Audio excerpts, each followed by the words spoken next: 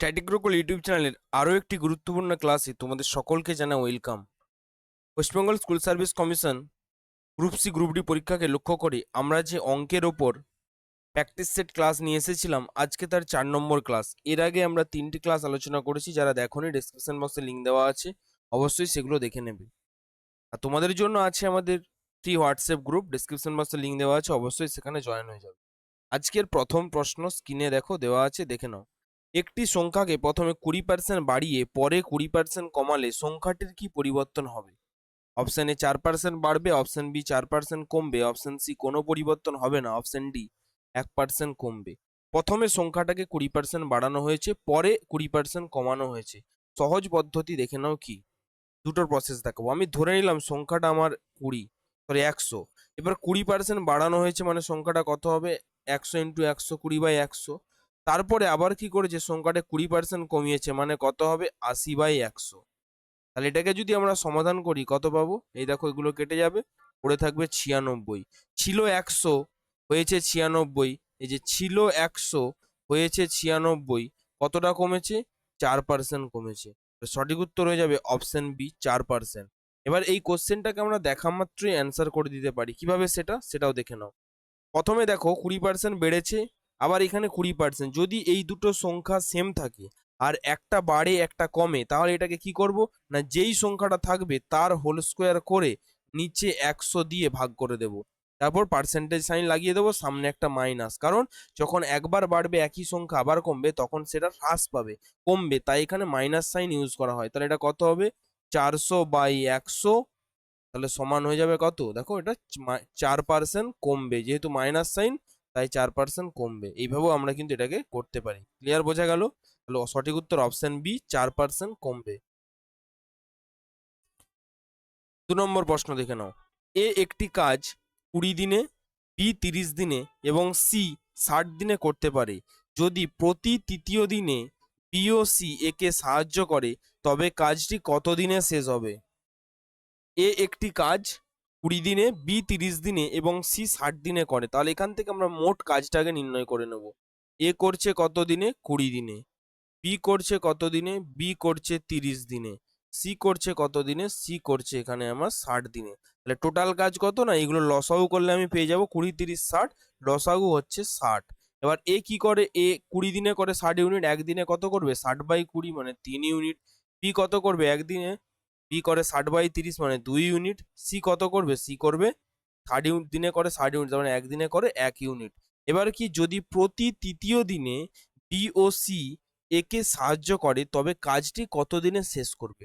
অর্থাৎ এ কাজ করে চলেছে এবং তৃতীয় দিনের দিন বি সি কে সাহায্য করছে। তাহলে প্রথম দিনে একটু ভালো করে বুঝে নাও কোশ্চেন। প্রথম দিনে কে কাজ করছে? এ করছে। এ তাহলে কত ইউনিট করছে? 3 ইউনিট। আচ্ছা, দ্বিতীয় দিনে কে করছে? দ্বিতীয় দিনে এ কাজ করছে, তখন কে করছে? 3 ইউনিট। এবার তৃতীয় দিনে এসে ওরা এ বি সি তিনজনেই কাজটা করছে, তাহলে কত ইউনিট কাজ করছে? এখানে এখানে টোটাল কাজটা করছে 3, 2, 5 একে 6 ইউনিট। তাহলে 3 দিনে মোট কত ইউনিট করে কাজ হচ্ছে? 6, 3, 9, 3, 12 ইউনিট করে কাজ করছে। 3 দিনে মোট কত ইউনিট করে কাজ করছে? 3 দিনের দিনে এসে 12 ইউনিট করে কাজ হয়ে যাচ্ছে। আবার তারপরের দিন কি হবে? তারপরের দিন আবার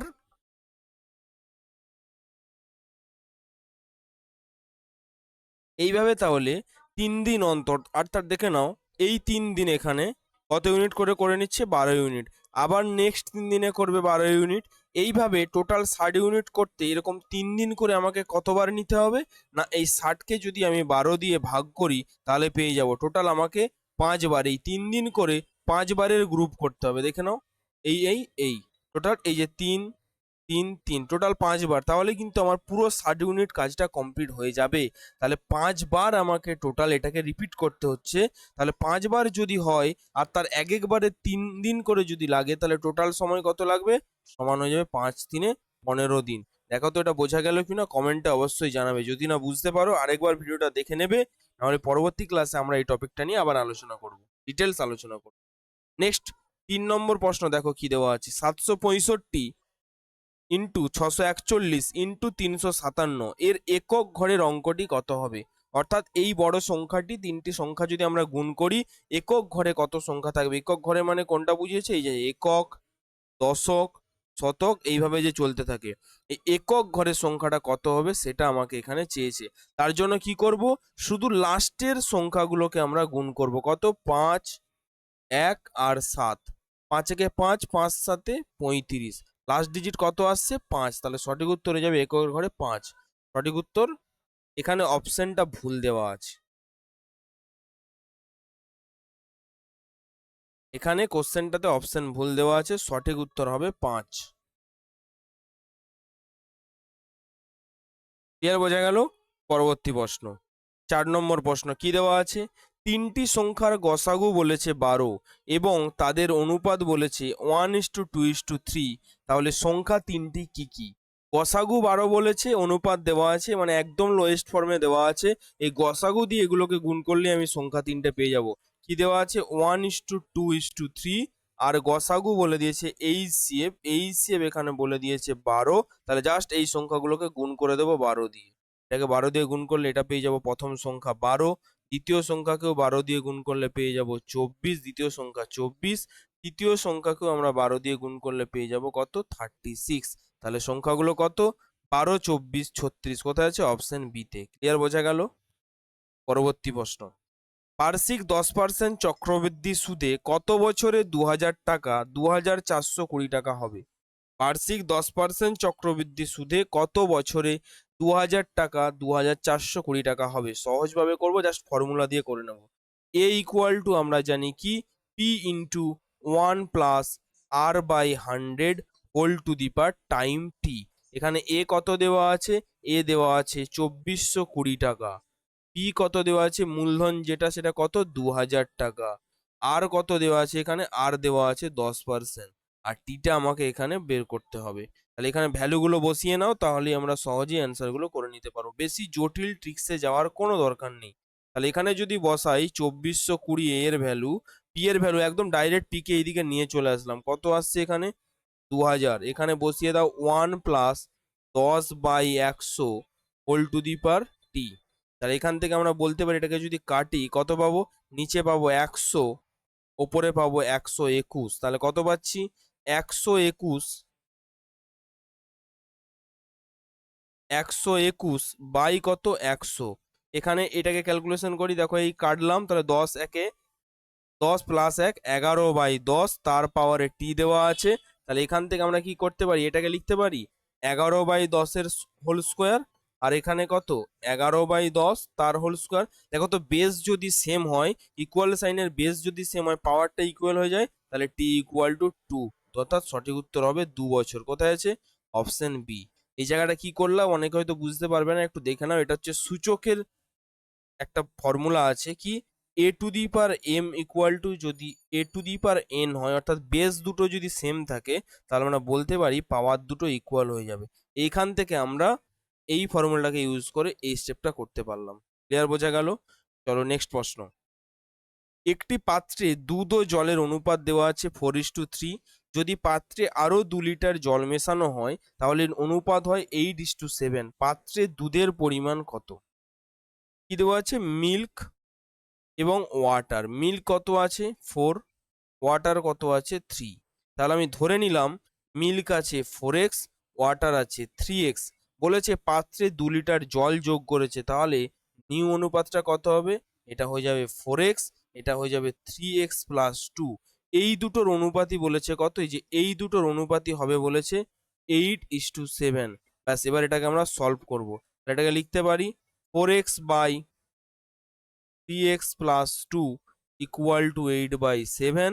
এটাকে যদি কোনাকুনি গুণ করি, এখানে হয়ে যাবে 7 4 28 এক্স।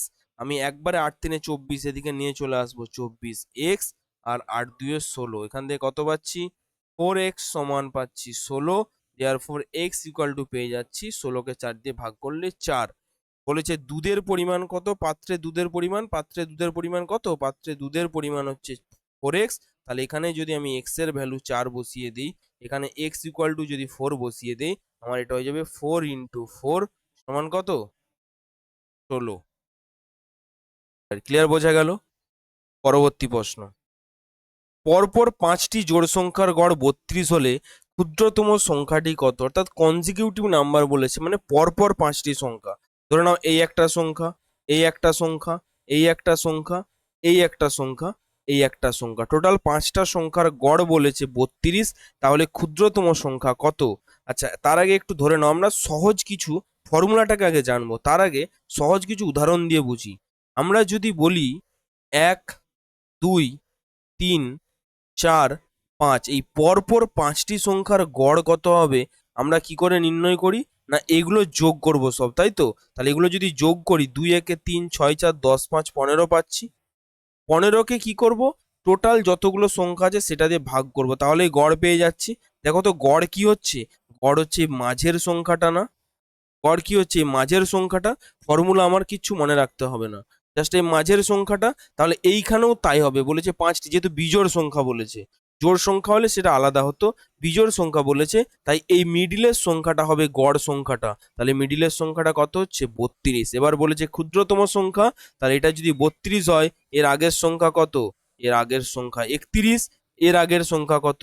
এর আগের সংখ্যা 30। সব থেকে ছোট সংখ্যা তো এটাই পাবো, সঠিক উত্তর হয়ে যাবে অপশন সি। আর এখানে কি হবে? বড় সংখ্যা বললে এটা 33, এটা হয়ে যেত 34, পরপর এই সংখ্যাগুলো। ক্লিয়ার বোঝাতে পারলাম? যদি এখানে জোড় সংখ্যা থাকতো, অর্থাৎ এটা 5টা না বলে 6টা সংখ্যা বলতো, তখন মিডিলের এই দুটো সংখ্যার, ধর এখানে একটা বুঝিয়ে দিই, দেখিয়ে দিই। ধরো এই কোশ্চেনটাই তোমাকে দিয়েছে যে 1, 2, 3, 4, 5, 6, আমি এটা নিচ্ছি। এই সংখ্যার গড় কত হবে যদি আমরা করি? কি হবে? এগুলো সব যোগ করব, তাহলে এগুলো যোগ করলে 15 6 কত পাচ্ছি? 21 পাচ্ছি, তাই না? এবার এই সংখ্যাটাকে কি করতে হয়? না এখানে যতগুলো সংখ্যা আছে সেগুলো দিয়ে ভাগ করব।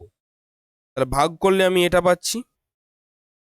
এটা কাটলে কত হবে? 3 7 21, 3 2 6, 7 2। এবার আমরা একটু ট্রিক্স লাগাই, ট্রিক্স লাগিয়ে যেটা বললাম কি পরপর সংখ্যা হলে দেখো এদিকে দুটো চলে গেল, এদিকে দুটো, এবার মাঝে এটা তো জোড় সংখ্যা, জোড় নাম্বারের সংখ্যা আছে, তাহলে মাঝে আর সিঙ্গেল একটা পড়ে থাকছে না, পড়ে থাকছে কি এই দুটো। তাহলে এই দুটোর এবার গড় করে নেবো, কত হবে? 3 যুক্ত 4/2 সমান কত? দেখো 7/2। ঠিক আছে, এই 7/2 এই 7/2 মিলেছে, তাহলে জোড় সংখ্যা বললে মাঝের দুটো সংখ্যার যোগফল বাই 2 হলেই সেটাই গড় হয়ে যাবে। আর এইখানেও বিজোড় সংখ্যা থাকলে সেখানে কিন্তু মাঝের সংখ্যাটাই হয়ে যাবে আমার গড় সংখ্যা। তাই 5টা সংখ্যা বলেছে, এখানে মিডিল 3 নম্বর সংখ্যাটা, মানে অর্থাৎ দুদিক থেকেই এই মিডিলের সংখ্যাটা হয়ে যাবে গড়। তাহলে 32 যেটা হয়ে গেলে ক্ষুদ্রতম সংখ্যা, আমি 1 মাইনাস করে করে এই পজিশনে আসলেই পেয়ে যাব, বড় সংখ্যা বললে এটা হয়ে যাবে। ক্লিয়ার বোঝা গেল? চলো নেক্সট প্রশ্ন। একটি চাকার ব্যাসার্ধ 35 সেমি, 1.32 কিমি পথ যেতে চাকাটি কতবার ঘুরবে? একটি চাকার ব্যাসার্ধ 35 সেমি, 1.32 কিমি পথ যেতে চাকাটি কতবার ঘুরবে? তাহলে ফার্স্ট আমাদের কি করতে হবে? চাকা, একটা চাকা মানে কি? সেটা একটা বৃত্ত। তাহলে এই বৃত্তের পরিধির সূত্র আমাকে নির্ণয় করতে হবে। তাহলে এর যদি ব্যাসার্ধ আর হয়, এর পরিধির সূত্র কি? 2πr। এটা কি বৃত্তের পরিধি? পরিধি হচ্ছে আমার 2πr। পরিধি যদি 2πr হয়, তাহলে সেখান থেকে আমি বলতে পারবো চাকাটা একবার ঘুরলে কতটা পথ। দেখো এইটাকে যদি আমি ব্রেক করি, চাকাটাকে যদি আমি এই সোজা কেটে দেই, তাহলে এর যে পরিধি মানে কি, এর টোটাল এখান থেকে এই দূরত্বটা ঘুরে, তাহলে এ যখন একবার পুরো রাউন্ড কমপ্লিট করবে, তাহলে এই চাকাটা এখান থেকে এইখানে আসবে, এটাই তো পুরো হয়ে সার্কেল হবে। তাহলে এই ডিস্টেন্সটা কত, যেটা পরিধি সেটা কভার করবে। তাহলে এইভাবে আমাকে এটা নির্ণয় করতে হবে। তাহলে ফার্স্ট আমাকে এই যে চাকার পরিধি নির্ণয় করতে হবে। পরিধির সূত্র কি বললাম? 2πr। তাহলে 2 পায়ের ভ্যালু কত? 22/7। আর কত? আর এখানে 35 সেন্টিমিটার। তাহলে এটাকে সলভ করো, 7 5 35, 5 2 10 হচ্ছে 220 সেন্টিমিটার। পরিধি সেন্টিমিটার। মোট দূরত্ব কত বলেছে? মোট দূরত্ব বলেছে 1.32 কিলোমিটার। এটা কিলোমিটারে আছে, তাহলে এটাকে আমাদের কি করতে হবে? এটাকে আমাদের মিটারে, সরি সেন্টিমিটারে কনভার্ট করতে হবে। তাহলে কিলোমিটার থেকে সেন্টিমিটারে গেলে আমাকে কত দিয়ে গুণ করতে হবে? কিলোমিটার থেকে সেন্টিমিটারে ফার্স্ট আমরা কি করব? এই 1 2 এটাকে যদি আমি কিলোমিটার থেকে মিটারে গেলাম, 1000 দিয়ে গুণ করলাম, মিটার থেকে আবার সেন্টিমিটারে যাব, সেটাকে আমি আবার 100 দিয়ে গুণ করে দেবো। তাহলে কি হয়ে গেল? এটা আমার সেন্টিমিটারে কনভার্ট হয়ে গেল। এটাকে যদি গুণ করি, এখানে দুটো শূন্য একটা কেটে যাবে, তাহলে 1 3 2, 3টা শূন্য। এটা হয়ে গেল আমার টোটাল দূরত্ব কতটা কভার করতে হবে। এবার এক পাকে যাচ্ছে কতটা দূরত্ব, এক পাকে যাচ্ছে ও 220 সেন্টিমিটার, তাহলে এত সেন্টিমিটার যেতে কত পাক দিতে হবে সেটাই চেয়েছে। তাহলে ঘোড়ার সংখ্যা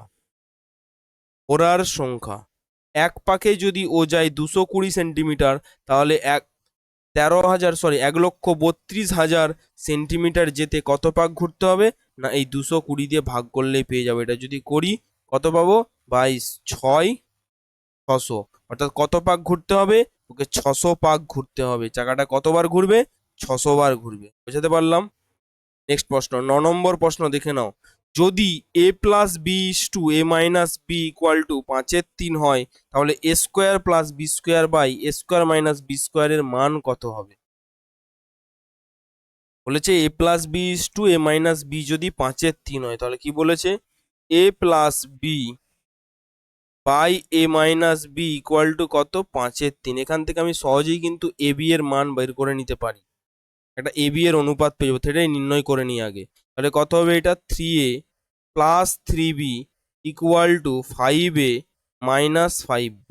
তাহলে এখান থেকে আমরা বলতে পারি 2a ইকুয়াল টু 8b। এখান থেকে আমরা বলতে পারি a by b equal to 4/1, কোনো ডাউট নেই। তাহলে a 4 b 1, এর ভ্যালু কত 4, b এর ভ্যালু হচ্ছে 1। এখান থেকে বলতে পারি a হচ্ছে 4, b হচ্ছে 1। এবার এখানে কি দেওয়া আছে, a square plus B square whole by A square minus B square. ভ্যালুগুলো বসিয়ে দাও, এর ভ্যালু 4, তো তাহলে এটা 16 প্লাস বি এর ভ্যালু 1, এটা নিচে তাহলে 16, বি এর ভ্যালু হচ্ছে 1। তাহলে এখান থেকে বলতে পারি কত, 17/15 অনুপাতে করলে কত হবে, 17:15। কোথায় আছে, অপশন বি তে। তাহলে সঠিক উত্তর অপশন বি, 17:15। ক্লিয়ার, বোঝা গেল? নেক্সট প্রশ্ন, একটি আয়তকার জমির দৈর্ঘ্য ও প্রস্থের পার্থক্য বলেছে 23 মিটার এবং পরিসীমা 206 মিটার। জমিটির ক্ষেত্রফল কত? কি দেওয়া আছে, বলেছে ধরে নিলাম জমিটির দৈর্ঘ্য, আমার এল। এবার আমি বলে দিলাম প্রস্থ আমার বি। এখানে কি বলেছে, দৈর্ঘ্য প্রস্থের পার্থক্য এল মাইনাস বি সমান বলেছে কত, 23 মিটার। আর পরিসীমা দেওয়া আছে, পরিসীমার সূত্র কি, 2 ইন্টু দৈর্ঘ্য যুক্ত প্রস্থ সমান কত, 206 মিটার। তাহলে এখান থেকে আমি এল প্লাস বি বলতে পারি, এল প্লাস বি কত হবে, 2 দিয়ে এটা ভাগ করলে 103 মিটার। এবার দেখো কি দেওয়া আছে, এল মাইনাস বি সমান দেওয়া আছে 23, এল প্লাস বি সমান দেওয়া আছে 103। এখান থেকে আমরা সহজেই এল আর বি বের করে নিতে পারবো। এটার ফর্মুলা হচ্ছে বড় সংখ্যা সমান বড়টা সমান এই দুটো যোগফল যেটা হবে, অর্থাৎ যোগফলের যেটা মান তার সাথে বিয়োগফলের মানটা যোগ করে 2 দিয়ে ভাগ করলে আমি বড় সংখ্যাটা পেয়ে যাব। তাহলে কত পাচ্ছি, এটা 126 সমান পাচ্ছি 2 6 12 3 63। আর বস্ত ছোট সংখ্যাটা কি হবে, না দুটো যোগফল থেকে বিয়োগফলটা মাইনাস করে 2 দিয়ে ভাগ করলে কত পাবো, এটা করলে পাচ্ছি এখানে 80, 80/2 সমান হচ্ছে কত, 40। এবার কি চেয়েছে, ক্ষেত্রফল আমরা জানি এল ইন্টু বি মানে দৈর্ঘ্য গুণিত প্রস্থ। তাহলে এখানে 63 গুণিত 40 সমান কত হবে, 0 4 3 12 2 হাতে 1 6 4 24 25, 2520। কোথায় আছে, অপশন বি, সঠিক উত্তর অপশন বি। ক্লিয়ার, বোঝাতে পারলাম? নেক্সট প্রশ্ন, 11 নম্বর প্রশ্ন দেখে নাও। একটি ব্যাগে 1 টাকা 50 পয়সা ও 25 পয়সা মুদ্রার সংখ্যার অনুপাত দেওয়া আছে 5:6:8। যদি ব্যাগে 200 টাকা থাকে তবে 25 পয়সার মুদ্রার সংখ্যা কত? আমি ধরে নিলাম 1 টাকার মুদ্রার অনুপাতগুলো কত দেওয়া আছে, এখানে লেখো 1 টাকা, এখানে লেখো 50 পয়সা, এখানে লেখো 25 পয়সা। 25 পয়সা। 1 টাকার সংখ্যা কতগুলো আছে, 1 টাকার সংখ্যা আছে এখানে 5টা, 50 পয়সা আছে 6টা, আর এখানে 25 পয়সা আছে 8টা। এবার এগুলোর মূল্য নির্ণয় করি। আচ্ছা, 1 টাকার কয়েন যদি 5টা থাকে মূল্য কত হবে, এটা ধরো সংখ্যা। 1 টাকার কয়েন যদি 5টা থাকে মূল্য কত হবে, 5 টাকা। আচ্ছা, 50 পয়সার কয়েন যদি 6টা থাকে মূল্য কত হবে, 3 টাকা। 25 পয়সার কয়েন যদি 8টা থাকে মূল্য কত হবে? 25 পয়সার কয়েন যদি 8টা থাকে তাহলে মূল্য হবে 2 টাকা। তাহলে এইগুলো হচ্ছে যে মূল্যের অনুপাত, তাই তো? যোগ করলে মোট কত টাকা হচ্ছে? 5, 3, 8, 2, 10 টাকা। তাহলে মোট মূল্য হচ্ছে কত? 10 টাকা। মোট মূল্য কত পেলাম? মোট মূল্য পেলাম 10 টাকা। কিন্তু আছে কত টাকা? 200 টাকা। তাহলে এই 10-এর ভ্যালু বলেছে 200। তাহলে 1 সমান কত হবে? 200-কে 10 দিয়ে ভাগ করলে 1 সমান হয়ে যাবে 20 টাকা। 1 20 হলে বলেছে 25 পয়সার মুদ্রার সংখ্যা কত? আচ্ছা, 25 পয়সার মুদ্রার সংখ্যা কত? তাহলে কিভাবে করব? না দেখো, 25 পয়সা এখানে মূল্য কত? 2 টাকা। কিন্তু এখানে 1-এর ভ্যালু পেয়েছি 20, তাহলে 2-এর ভ্যালু কত হবে? ইন্টু 20 করে বলবো 40 টাকা। তাহলে 25 পয়সা মিলে যে কয়েনগুলো আছে মোট আছে 40 টাকা। তাহলে 25 পয়সার মোট মূল্য কত আছে? 40 টাকা। আচ্ছা, এবার আমাকে বলো 1 টাকা হতে গেলে কতগুলো 25 পয়সা লাগবে? 1 টাকা হতে গেলে 4টি 25 পয়সা লাগবে, তাই তো? 1 টাকা হতে গেলে 4টি 25 পয়সা লাগবে, 4টি 25 পয়সা। তাহলে 4টি 25 পয়সা নিয়ে যদি 1 টাকা হয় তাহলে 40 টাকা হতে মোট কতগুলো 25 পয়সা লাগবে? মোট লাগবে কত? এই 40, বাংলাতে লিখি 40, তাহলে 40 গুণিত 4 সমান কত? 160টি। অর্থাৎ 25 পয়সার কয়েন কতগুলো আছে? অপশনে 160টি। বুঝতে পারলাম? নেক্সট 12 নম্বর প্রশ্ন। দুটি সংখ্যার লসাগু তাদের গসাগুর 45 গুণ। যদি সংখ্যা দুটির গুণফল 11,520 হয় তবে গসাগু কত? তাহলে এখানে লিখে নিই এলসিএম আর এইচসিএফ। কি বলেছে? লসাগু তাদের গসাগুর 45 গুণ। তাহলে গসাগু যদি এক্স হয় লসাগু হবে 45x, কোনো ডাউট নেই। এবার বলেছে তাদের গুণফল দেওয়া আছে দুটি সংখ্যার। আমরা কি জানি? যে দুটি সংখ্যার গুণফল সমান লসাগু গুণিত গসাগু। তাহলে এখান থেকে বলতে পারি লসাগু 45x ইন্টু গসাগু x সমান কত? সমান হচ্ছে সংখ্যা দুটির গুণফল। সংখ্যা দুটির গুণফল কত? 11,520। এখান থেকে আমরা বলতে পারি এক্স স্কোয়ার সমান 45 দিয়ে এটাকে ভাগ করব। 45 দিয়ে এটাকে এখানে ভাগ করব। কত দিয়ে কাটবে? 9 দিয়ে কেটে যাবে। 9 5 45, 9 কে 9, 2, 9 2 18, 9 আসতে 72, 0, এটা আবার 5 দিয়ে কেটে যাবে। 5 দিয়ে 10, 5 5 25, 5 6 30। এক্স স্কোয়ারের ভ্যালু কত পেলাম? এক্স স্কোয়ারের ভ্যালু পেলাম 256। 256 হচ্ছে কার? 16 স্কোয়ার। তাহলে এখান থেকে বলতে পারি এক্স সমান হয়ে গেল 16।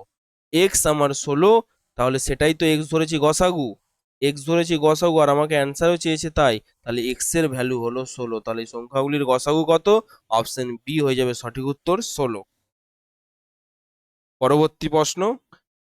সরি, এই ছিল তোমাদের আজকের ক্লাসের গুরুত্বপূর্ণ 12টি প্রশ্ন। অঙ্কগুলো কেমন লাগলো এবং সলিউশন তোমাদের কেমন লাগলো অবশ্যই কমেন্টে জানাবে। তোমরা যদি নতুন হয়ে থাকো অবশ্যই চ্যানেলটি সাবস্ক্রাইব করে দেবে। তোমাদের প্রস্তুতিকে মজবুত করে দেওয়ার জন্য আমরা তোমাদের জন্য নিয়ে এসেছি মক টেস্ট সিরিজ। তার জন্য অবশ্যই কিন্তু তোমাদের আসতে হবে আমাদের প্ল্যাটফর্ম জ্ঞান মুকুট। ডেসক্রিপশন বক্সে লিঙ্ক দেওয়া আছে বা তোমরা প্লে স্টোরে গিয়ে সার্চ করতে পারো জ্ঞান মুকুট, GYAN মুকুট, MUKUT। এটা গিয়ে তোমরা প্লে স্টোরে সার্চ করলেই অ্যাপটা পেয়ে যাবে, অ্যাপটা ইনস্টল করে নেবে। সেখানে তোমরা এই সেম ব্যানারটা দেখতে পাবে বা এই মক টেস্ট সিরিজের ব্যানার তোমরা দেখতে পাবে।